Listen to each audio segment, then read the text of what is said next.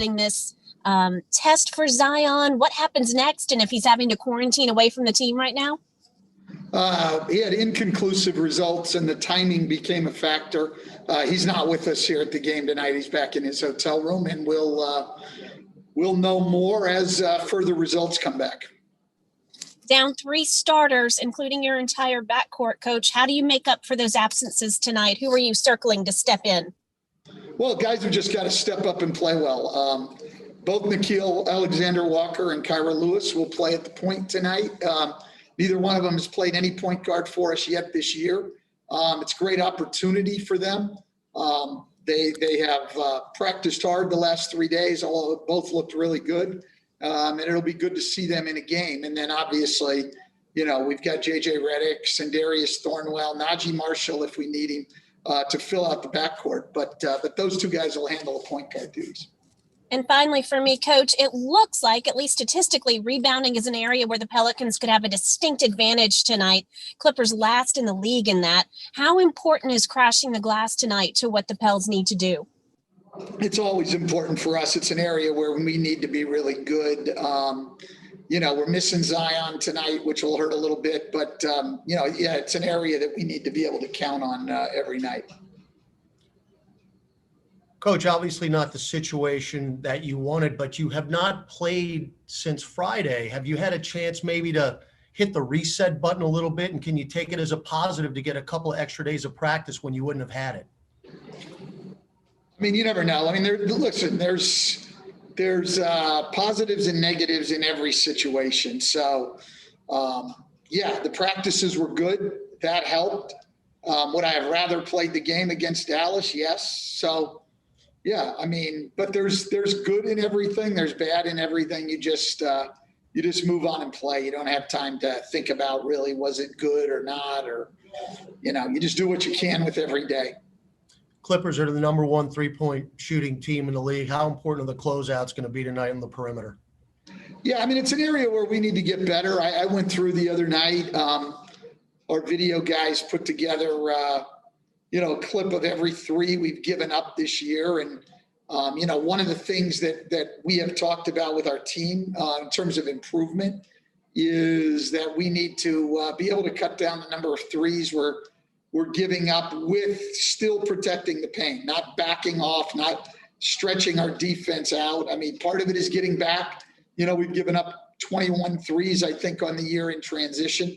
So we need to cut those down. Some of it is just we can close out harder. Some of it is better reads. There's times where we're in to help, where the ball's already contained and we can be out. So there's some areas that we can improve on as we go, but we've got to make sure that we're improving on that part of the defense without sacrificing paint protection. So not an easy thing to do, but something that over time I think we can get better doing. Dan, Christian Clark with Noel.com here. You've talked about since training camp the need to be adaptable. Now that the health and safety protocol, I guess, has affected one of your rotation players. I mean, is that kind of reaction that this is just part of it? This is just this season? Yeah, I mean, there's just nothing we can do about any of this. I mean, guys are going to be out, whether the tests are conclusive or not. And, when you got a game on the schedule, you show up and play it unless the league does what they did Monday and tells you not to. So it's really got to be that simple. You can't plan ahead too much. You can't think what's going on. And you just get up every day and start with a plan and get ready to adapt when stuff comes. Coach, two questions for you, if I may. The first, was there any sort of concern with any other players around Zion's test, or was it just specifically he had the inconclusive result? Let's figure out what's going on with him and move on from there. Yeah, I don't know as far as anybody else, Andrew.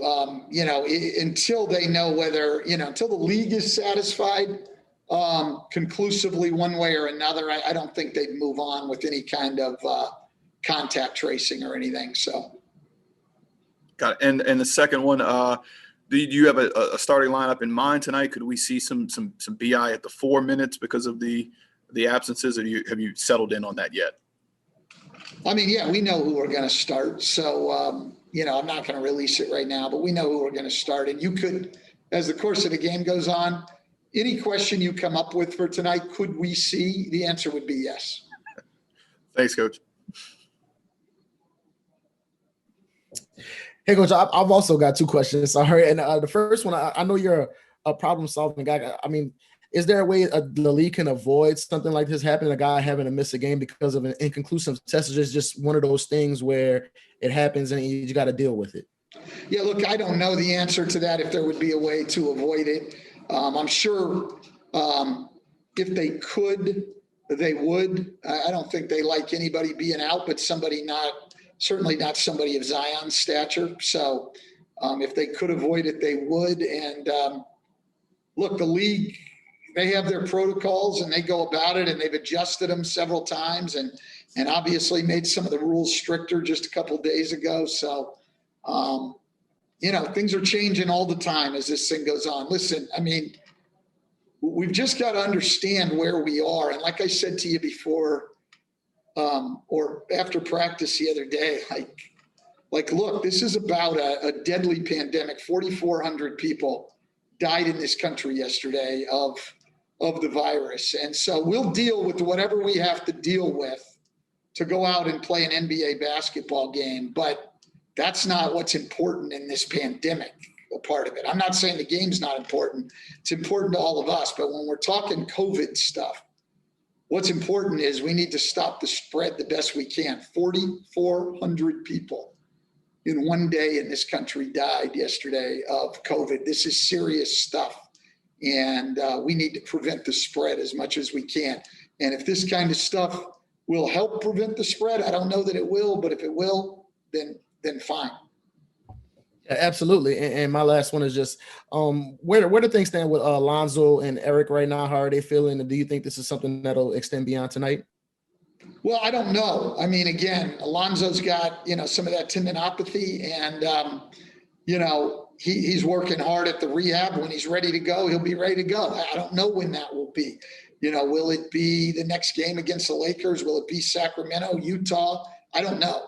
Eric, it's just been a crazy situation with the eye irritation. It sounds like no big deal, but man, when you take a look at his eyes, I mean, it's crazy. I mean, the guy can't, get them open fully. And so when that will be better, we don't know. I mean, we would have hoped it would have been by today, and it's not. So I'd like to say, well, yeah, by the Laker game, he'll be fine, but I don't have any way of knowing that. Hi, Coach. It's Leonardo Torres from Peru. Coach, do you think that the coronavirus could make the league uneven, as some teams lose players and cannot play with the best they have? What do you think of the possibility of going back to the bubble? Thanks. I mean, as far as the competition, of course, it has an effect. I mean, the other night, Dallas would have had to play shorthanded against us, but the game gets canceled. So they don't really have any penalty for that game, and then other teams have had to play shorthanded. So certainly it's going to have an effect, but that's just the way it is in this year. As far as the bubble, I haven't heard any talk of that at all. I'm not saying it's impossible. Again, the league comes out with new stuff virtually every day in terms of how they're approaching this. And, we'll see what they come up with next. I'm sure that Adam Silver and the NBA office are looking at every possibility every single day. That's the only thing I'm confident of.